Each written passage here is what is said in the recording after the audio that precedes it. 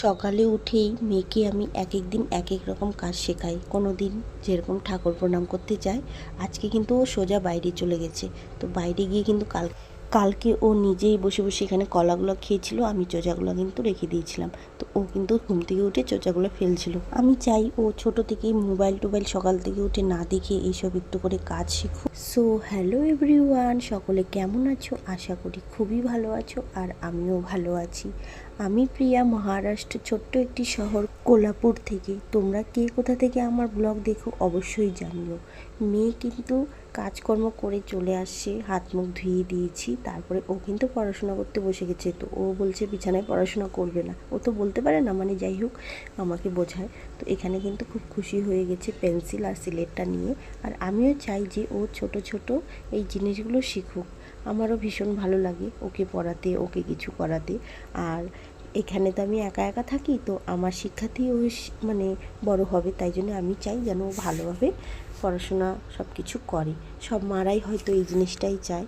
তারপরে দেখো আমি স্নান করে চলে আসলাম পুজো করতে। তো পুজো করা কমপ্লিট হয়ে গেছে। আমার ভোগ দর্শন করে নাও, তোমাদের সবার দুর্ভোগ কেটে যাবে।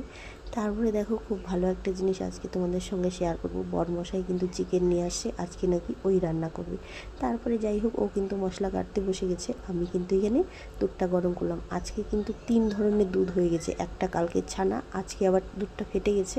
তারপরে কিন্তু আরেকটা দুধ জাল করে নিচ্ছিলাম। তো আমি ভাবছি কালকে শনিবার, সেই দুধটা দিয়ে কিন্তু আমি পনির করে নিব ছানাটা দিয়ে। আর এখানে দেখো আমি কিন্তু চা নাস্তা নিয়ে বসে গেছি। তারপরে কিন্তু বরমশাই আর আমি দুজনে মিলে রান্না করতে বসে গেছি। বরমশাই কিন্তু চিকেনটা রান্না করছিল, এদিক দিয়ে ভাতটা হয়ে গেছে। আর সোনা মামামের জন্য চিকেন খিচুড়ি বানাবো। ওর জন্য রোজ আলাদা করে খিচুড়ি বানানো হয় না, তবে আজকে ভাবলাম চিকেন খিচুড়িটা বানিয়ে দিই। বাচ্চাদেরকে এক এক রকম এক এক দিন খাওয়ালে বাচ্চাদের মনটাও বেশ ভালো লাগে। আর এক এক দিন ডাল ভাত খাওয়ালে সব দিন কিন্তু ভালো লাগে না। কত সুন্দর চিকেন দেখো কষা হয়ে গেছে। আর কে কে টেংরি খাও অবশ্যই জানিও, আমার কিন্তু ভাল লাগে, বরমশাই খায় না। যাই হোক, তারপরে দেখো সোনা মাম্মাম কিন্তু এখানে খুব নাচানাচি করছে। আর কিন্তু আজকে আমাদের ডাব কাটা হবে। এখানে রান্নাবান্না প্রায় কমপ্লিট হয়ে গেছে। মাঝখানে আমি সময় পেলাম, তো ভাবলাম কাপড় জামাগুলো একটু ধুয়েই ফেলি। কাপড় জামাগুলো সকাল সকাল ধুলে সকাল সকাল শুকিয়ে যায়। কোনো দিন আমার মনটা ভীষণ খারাপ থাকে, তবে আজকে কিন্তু আমার মনটা ভীষণ ফ্রেশ। তোমরা আমার মুখটা দেখেই কিন্তু বুঝতে পারবে। আর সোনা মামামও এখানে কিন্তু খুব খুশি, ওর পাপার সঙ্গে দাঁড়িয়ে আছে যে কখন ডাবটা কাটা হবে আর কখন আমি একটু নারিকেল খেতে পারবো। এখানে আমার কাপড় ধোয়া কমপ্লিট। এখন আমি সুন্দরভাবে কাপড়গুলোকে মেলে দিব। আসলে ছাদে অনেক জায়গা আছে, আমি কিন্তু ছাদে কাপড় মেলতে যাই না, কারণ আমার ভালো লাগে না রোদের মধ্যে উঠে কাপড় মেলে আবার আসো। আমি কিন্তু খুব হাঁপিয়ে যাই, আমার কেন জানি না একটু রোদে থাকলেই খুব প্রবলেম হয়। যাই হোক, আমি কিন্তু ছোট ছোট কাপড়গুলোকে এখানে রেলিংয়ের মধ্যে দিয়ে দিচ্ছি, আর উপরে বড় বড় কাপড়গুলো দিয়ে দিলাম।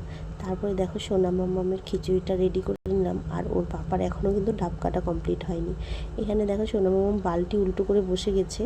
আর চিকেনটা দিলেই কিন্তু ও খাচ্ছে, এমনিতে কিন্তু ডাইরেক্ট খিচুড়ি দিলে বলছে না না না। তারপরে অনেক বাহানার পরে কিন্তু ওর খাওয়াটা কমপ্লিট করলাম।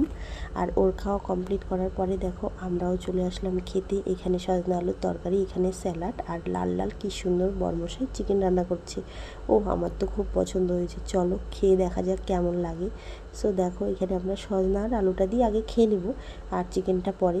তো তোমরা এরকম কে কে খাও অবশ্যই জানিও। দেখো এখানে কিন্তু আমি একটা আগে শশা খেয়ে নিচ্ছি। আর এটা সবাইয়েরই স্বভাব হয়তো যে স্যালাডটা আগে একটু খেয়ে দেখে। তো আমার কিন্তু ভীষণ ভালো লাগে একটু লবণ দিয়ে শশা খেতে। তো প্রত্যেক দিন আমি কিন্তু এরকমভাবেই কেটে কেটে খাই। আর এখানে দেখো সুন্দরভাবে এখন বরমশাই পরিবেশন করে নিচ্ছি।